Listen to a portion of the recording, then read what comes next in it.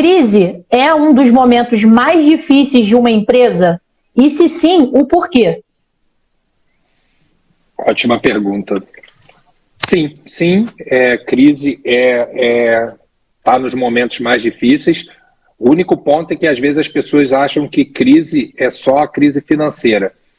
Eu diria que o pior momento é quando você tem uma crise na sua equipe.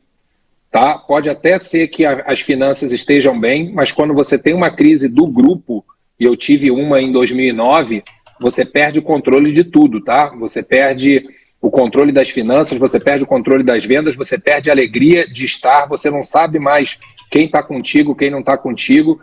Então, sem dúvida nenhuma, é um momento que você mais aprende, mas o que eu digo para as pessoas hoje, muito do que eu falo na mentoria é como evitar que as pessoas passem pelos problemas que eu passei. Quando eu passei por uma crise em 2009, eu cheguei a pensar em desistir da empresa, entendeu? Não só pela parte financeira, mas principalmente pela parte pessoal. Eu não tinha mais alegria de estar dentro do negócio. Então, eu aprendi muitas lições naquele ano e hoje eu divido com os meus mentorados. Claro que eu vou ajudar ao máximo com que eles não passem por crises financeiras, mas a mais importante é a crise institucional.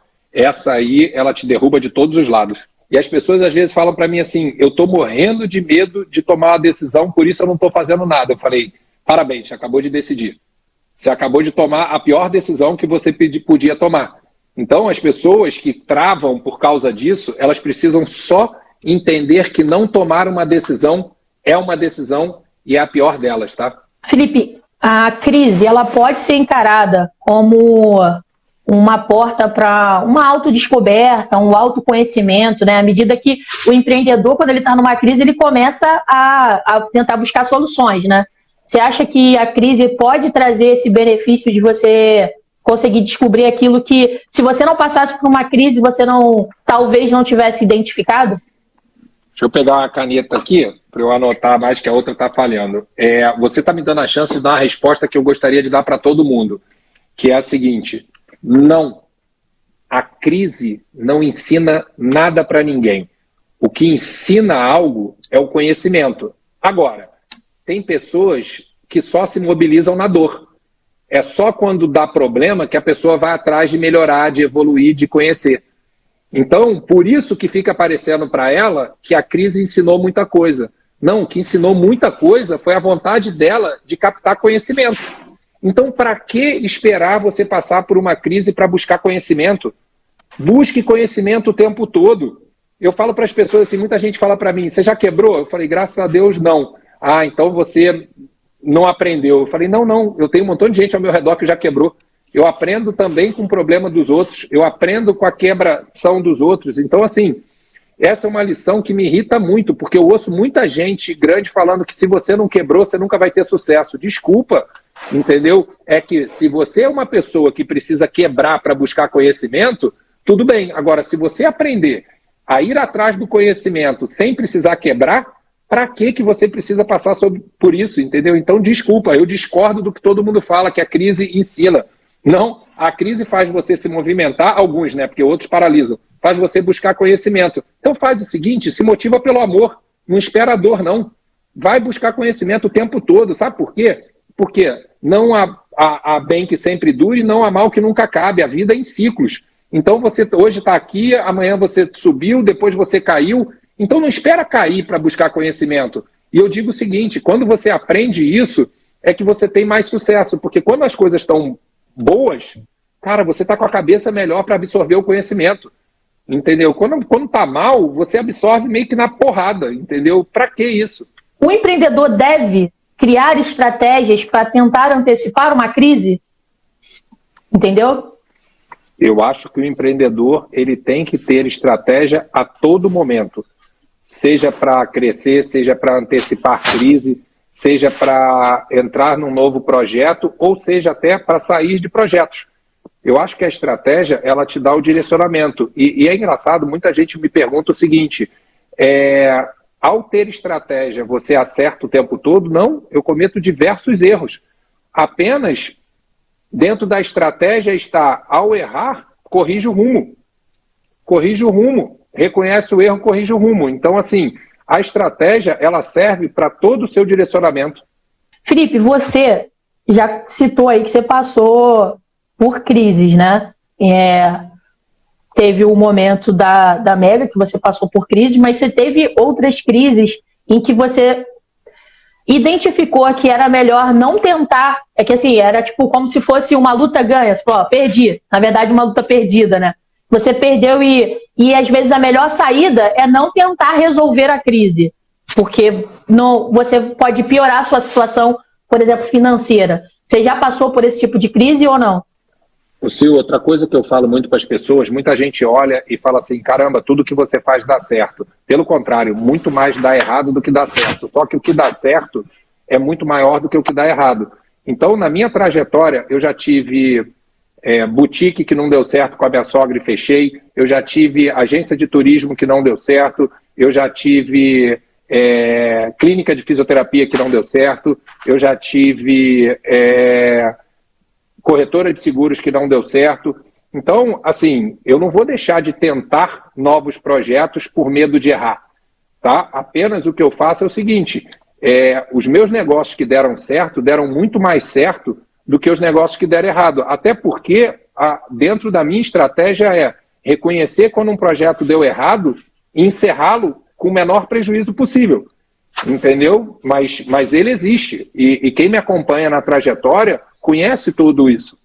Quando a gente fez uma pesquisa para saber como que os empreendedores identificavam que a sua empresa estava numa crise, quase que em 100% deles, não vou falar 100%, 70%, eles falaram que eles identificam que eles estão numa crise porque o caixa dele está negativo, entendeu? Só o indicador de que um caixa é negativo é uma crise? Ou teríamos outras variáveis para dizer que ele está numa crise? O primeiro indicativo que você está numa crise é quando tem desalinhamento de valores. Muitas das vezes o caixa ainda nem está negativo e se os valores desalinharem é melhor você encerrar. O problema é que o caixa ele é o maior espelho dos desalinhamentos. Então, se ele ainda não virou negativo, ele vai virar rapidamente. Tá? Então fica de olho como está o seu caixa, porque ele te responde mais rápido. Muitas das vezes, desalinhamento de cultura demora mais para ser percebido.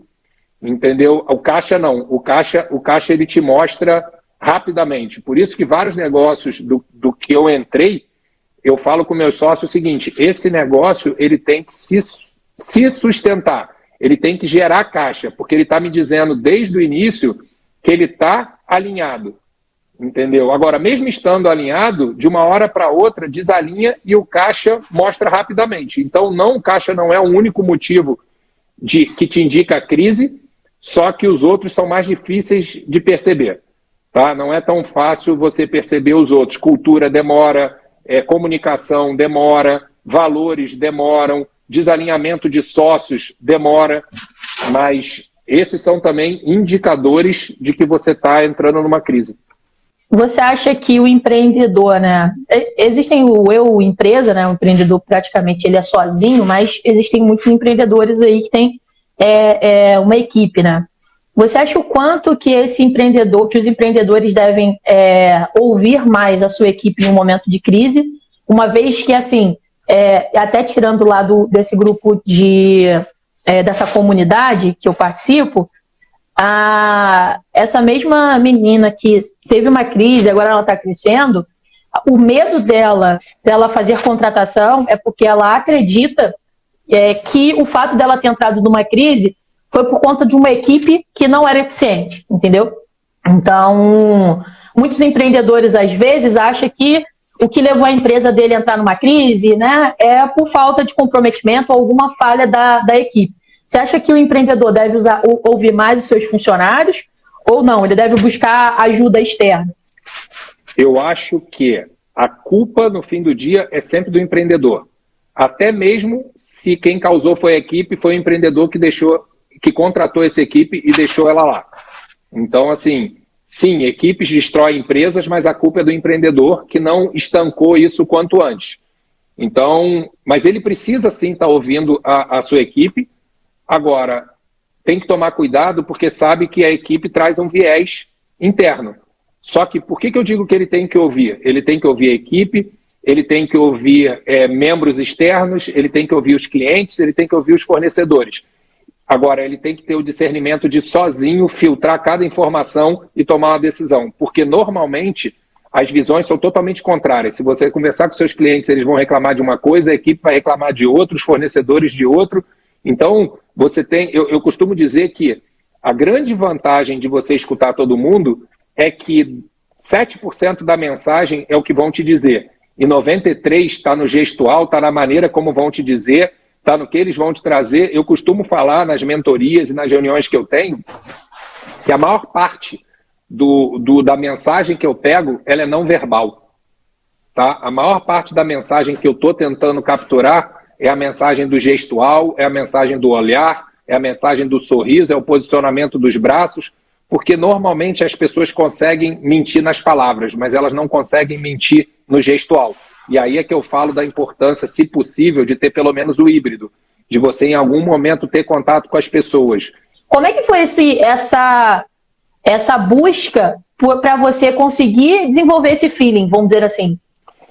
Vamos lá. Primeiro você falou uma coisa que é muito importante. Sim, eu estou treinado nisso. Só que eu consigo, talvez, mudar e tornar fake, né, não verdadeiro, por poucos minutos. Então, se você está muito treinado e você quer passar uma impressão diferente, não fique muito tempo com a pessoa. Entendeu? Se você imagina que a outra pessoa do outro lado chegou treinada, você precisa ficar um tempo mais longo com essa pessoa, porque eu consigo mentir para você durante 2 horas, eu não consigo controlar meu gestual durante 10 minutos, entendeu? Não adianta que você pode, se você receber uma notícia triste, muito triste, você consegue até sorrir para mim, até falar alguma coisa boa, mas o teu corpo vai te entregar. Rapidamente a tua linguagem vai te entregar. Então, sim, o fato de eu estar treinado faz com que eu consiga ler melhor as pessoas, mas não faz com que eu consiga enganá-las por muito tempo no gestual, entendeu? Eu já falei lá atrás que eu tive acesso à programação neurolinguística muito cedo e que eu vivi no esporte dos 3 aos 23 anos. O esporte te ensina muito, muito de linguagem corporal. O esporte, você começa a entender o quanto como as pessoas reagem. Tá? Como o esporte é muito intenso, você vê na reação da pessoa como ela está. A gente passa a entender dentro de um esporte de equipe pela forma como a pessoa está correndo, se ela está confiante ou se ela está intimidada. Entendeu? Pela forma como ela comemora, e é engraçado que você vai desenvolvendo isso. Eu tive a chance, durante anos, eu fui a muitos campeonatos de tênis, e hoje a minha esposa viciou no tênis, e ela está começando aí. E eu levei ela no Miami Open, e a gente teve a chance de assistir a um novato de 17 anos na época, que estava começando a jogar meses atrás. E ao assistir o jogo dele, que ainda não era o jogo dos top 3 do mundo, eu falei para ela o seguinte: eu assisti os últimos número 1 do mundo começar, e eu nunca vi alguém com uma atitude como a desse garoto.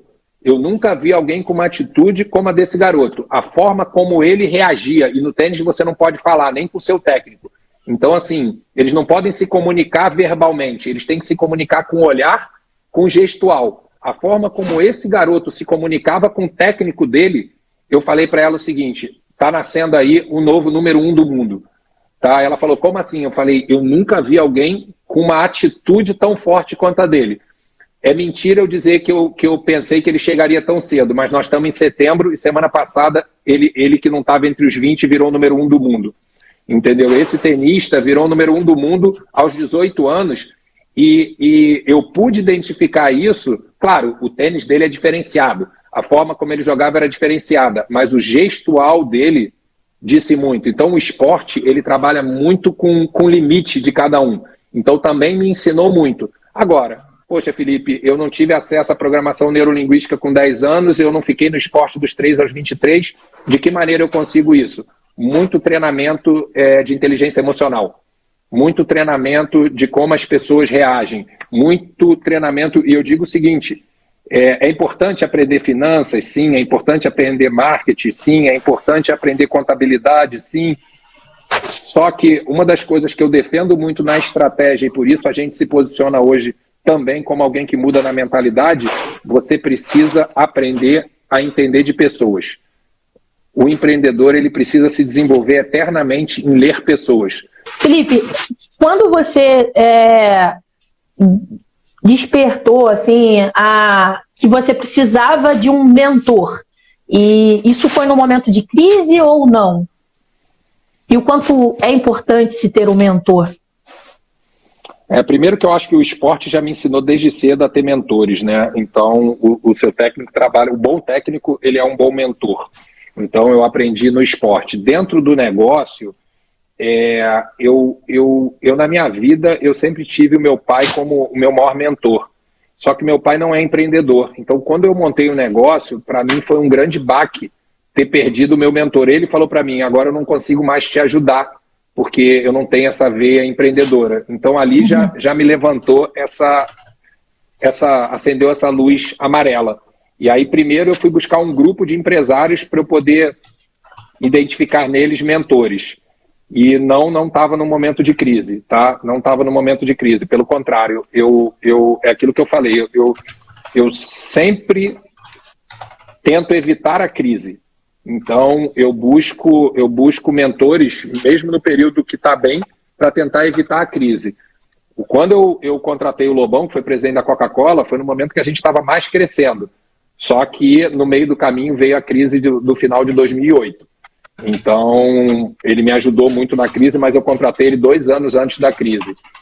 Quando eu fui para Harvard, aí eu diria que foi um momento de crise, mas um momento diferente, um momento de crise que eu estava ganhando dinheiro. Mas foi uma crise meio que como sair daquela correria que eu estava de trabalhar 16 horas por dia, sábado, domingo e feriado. E que era uma crise também. E se eu não prestasse atenção, eu teria caminhado para um burnout. Então, a crise que eu busquei, quando eu fui buscar Harvard, a crise que eu estava não era financeira, era uma crise de como crescer se eu já tinha chegado no limite da minha capacidade de tempo. E de lá para cá, você teve muitos mentores ou não? Sim. Principalmente que eu vim para o mercado totalmente diferente. Então, a minha entrada no digital, ela se deu depois de uma mentoria do tio Uli. Então, assim, foram 4 horas de reunião onde ele me mentorou e mudou minha cabeça. Tá? O Érico Rocha, a gente entrou na mentoria dele, eu comprei o curso e entrei na mentoria dele, e depois, quando eu reposicionei o negócio na virada do ano, foi claramente por causa da mentoria do Vitor Damasio. Elisa Santos. Felipe, tem uma lanchonete e com o preço dos alimentos está difícil de ter lucro. Mudo de negócio ou fico empatando dinheiro? Acho que é o preço que está alto, né? Ótima pergunta, Elisa. Eu vou começar pelo final. Ficar empatando dinheiro, se você não vê luz no fim do túnel, não. Então, o que eu faria? Eu tentaria alternativas. Ver se é possível subir o seu preço de venda, ver se é possível entregar algum valor que você possa cobrar mais caro. Só que eu imagino, pela sua pergunta, que você já está tentando bastante disso. E olha, mudar de negócio não é vergonha. Eu sempre brinco que ou eu acerto ou eu aprendo. Ou eu ganho ou eu aprendo. E aí foi por isso que eu citei o exemplo. Eu já encerrei vários negócios, tá? E cada vez, quanto mais eu ganho conhecimento, mais rápido eu saio de negócios que começam a não dar certo. Então, hoje, eu não tenho problema nenhum em sair de negócios. Entendeu? Identificar rapidamente que não tem saída, porque você citou um negócio que, muitas das vezes, o mercado muda. O mercado muda, a alta de preços foi mundial. E a crise também é mundial, então não dá para você reposicionar o seu preço de venda. Se você já olhou todas as possibilidades e não consegue, eu sei que muita gente vai dizer, você tem que insistir. Eu sou contra. Eu acho que mudar de negócio, e não é mudar de negócio com o sentimento de que perdeu tempo, mudar de negócio com o sentimento de que vai entrar nele muito mais forte. Nós acabamos de viver um caso desse na mentoria, onde eu aconselhei ao mentorado a realmente encerrar o negócio dele. Tem hora que é stop loss. Ficar insistindo e perdendo mais dinheiro não faz sentido. Alex Albuquerque. Felipe, se meu negócio está em crise, eu devo procurar sócios?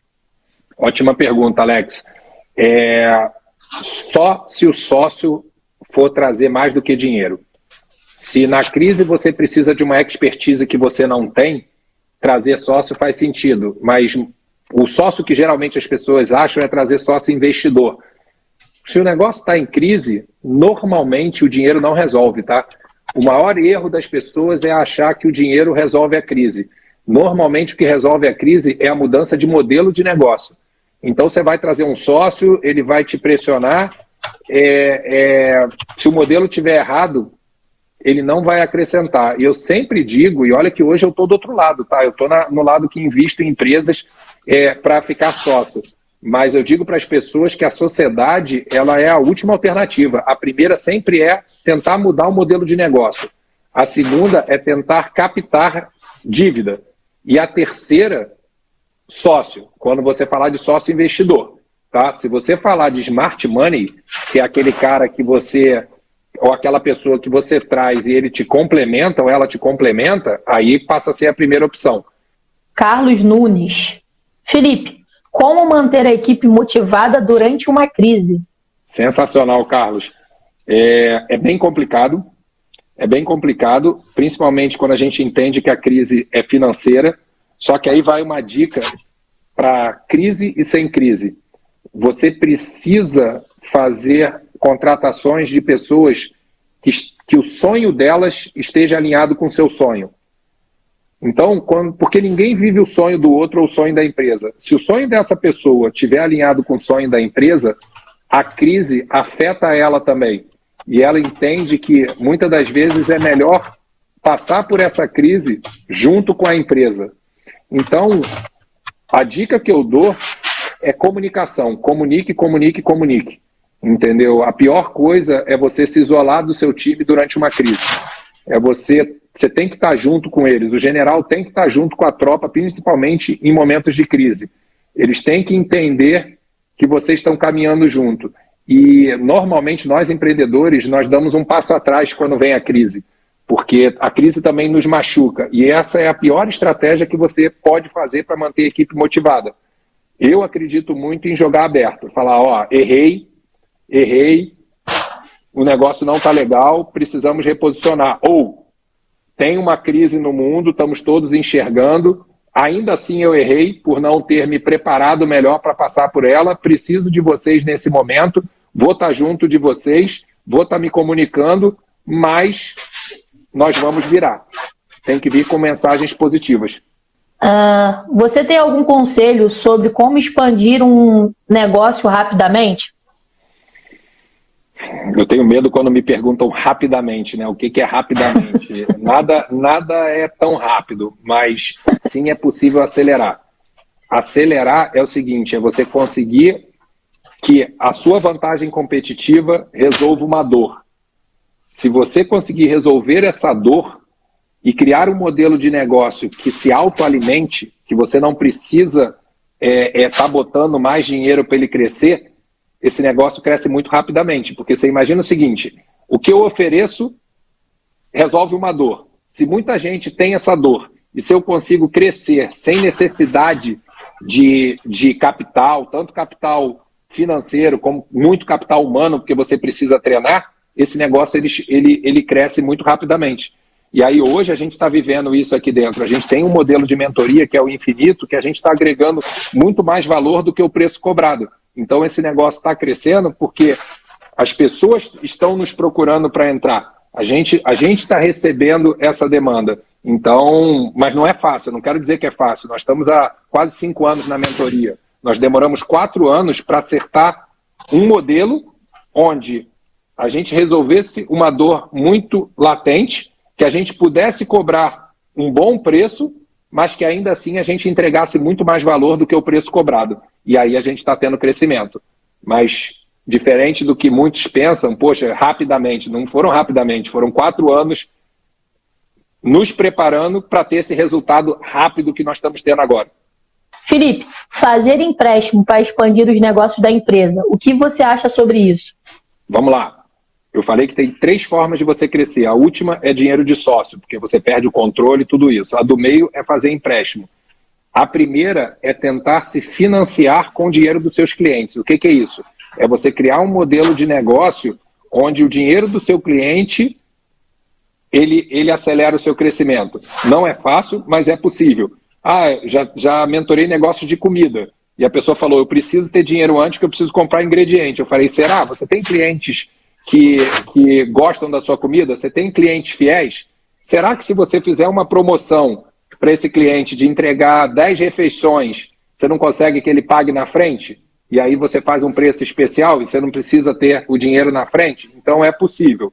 Então, Márcio, primeiro testar como o seu cliente pode te financiar. Se você não conseguir, sim, o empréstimo, ele faz sentido. Eu usei muito dessa estratégia na minha outra empresa. O problema do empréstimo é que quando vem uma crise no meio do caminho, a roda muda. Porque a teoria do empréstimo é o seguinte, eu peguei R$1.000 emprestado e eu preciso pagar R$50 por mês. Eu tenho que fazer a seguinte conta, com esses R$1.000 eu vou gerar muito mais do que 50, porque se eu gerar 30 não vale a pena, porque eu tenho que pagar 50. Se eu gerar 50 não vale a pena, porque eu não ganhei nada. Agora, se eu gerar 70, 80, 100, vale a pena, entendeu? Você pega esse dinheiro, você gera o dobro, o triplo e você tira a parte para pagar. Qual é o problema disso? É que eu tinha pego empréstimo lá atrás e no meio do caminho veio a crise de 2008 no mundo. E aí, aquele resultado que eu tinha, que era 3 vezes maior, 4 vezes maior do que o que eu pagava por mês, caiu e aí quase que ficou menor do que o que eu tinha que pagar por mês. Então eu tenho muito medo. Hoje eu te digo, né, que quem foi mordido de cobra tem medo de linguiça. Eu sou um pouco avesso a empréstimo, porque eu quase quebrei lá atrás por causa de empréstimo. Entendeu? Então, a conjuntura mudou. Mas não sou totalmente contra, não. Se você estiver dentro de um range ali que não vai comprometer tudo que você tem, e você tiver um conhecimento do seu negócio e falar o seguinte, esse dinheiro vai fazer com que eu gere muito mais dinheiro, é uma forma de crescer, sim. Felipe, existe estratégia para desenvolver a vantagem competitiva? Ótimo. Eu vou aproveitar aqui e vou acrescentar, porque era uma pergunta que me gerou, é o seguinte, você acha que também ter uma vantagem competitiva é vamos dizer assim, uma arma para que você não entre numa crise, já que você tem essa vantagem competitiva? Você acha que isso é um recurso ou não? Mas foca aí na pergunta do Eduardo. Vamos lá. Existe estratégia, só que antes disso existe a estratégia para descobrir a sua vantagem competitiva. A maior parte das pessoas diz para mim o seguinte, eu não tenho nenhuma vantagem competitiva. Quando eu uso o Estratégia Win, eu provo para 99% que elas estavam erradas. Tá? Então, normalmente, a estratégia, ela tem uma estratégia inicial, que é a estratégia de esgotar e mostrar para você qual a sua vantagem competitiva. Se você tiver no 1%, que eu acho até que é muito, que não tem uma vantagem competitiva, sim, existe uma estratégia para desenvolver a vantagem competitiva, que é pegar características suas que você tem de comportamento, de atitude, de conhecimento e transformar isso numa vantagem competitiva. E aí te respondendo, Sil, a vantagem competitiva ela te ajuda muito. Se ela evita, dependendo do tamanho da crise, ela não consegue evitar a crise, até porque a vantagem competitiva por si só não te leva a lugar nenhum. Ela tem que resolver uma dor. Aí está criado um negócio. Entendeu? E às vezes, numa crise, as dores mudam ou outras dores mais importantes surgem. Imagina que a sua vantagem competitiva resolve a dor da vontade de você ter uma roupa mais bonita. Então você consegue vender bastante a sua roupa. Só que vem uma crise e aí a sua dor, que não existia, que era falta de comida, ela passa a ser falta de comida. A tua prioridade não é mais a roupa. Então, às vezes, a sua vantagem competitiva perde força no meio de uma crise. mas com certeza ela diminui as chances de você sucumbir. Na verdade, só ficou faltando a gente falar de uma mensagem. Claro que crise não é bom, mas você tem que olhar sempre a parte boa da parte ruim. Lembra que eu falei que empreender é resolver dores? Indiscutivelmente, crises aumentam as dores. Se você aprender a ver as oportunidades, não ser oportunista e se aproveitar, mas assim, identificar as oportunidades, você vai entender que as grandes fortunas, a maior parte delas foram criadas em momentos de crise. Porque em momentos de bonança, que está tudo bem, tem menos oportunidade, tem menos dores. Quando vem uma crise, crescem as dores. Se crescem as dores, crescem as chances de que a sua vantagem competitiva resolva uma dor. É isso. Tá bom, então. Pessoal, a TV aí, acorda pra vida e tchau, tchau. Tchau, tchau.